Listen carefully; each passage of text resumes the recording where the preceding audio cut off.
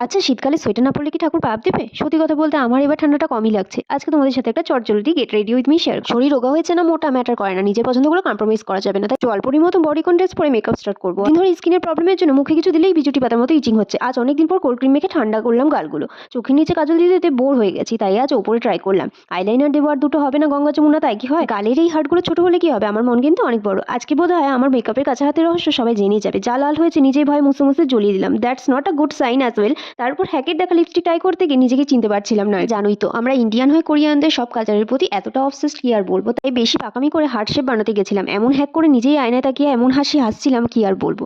By the way, যারা BTS fan আছো তারা কিন্তু অবশ্যই কমেন্টে একটা পার্পেল হার্ট ড্রপ করে দেবে। তো this is my final look. কম করে নিয়েছি ভালো করে চুলটা। তো এটাই ছিল আজকের আমার গেট রেডি উইথ মি। তো কেমন লাগছে আমাকে অবশ্যই কিন্তু জানিও।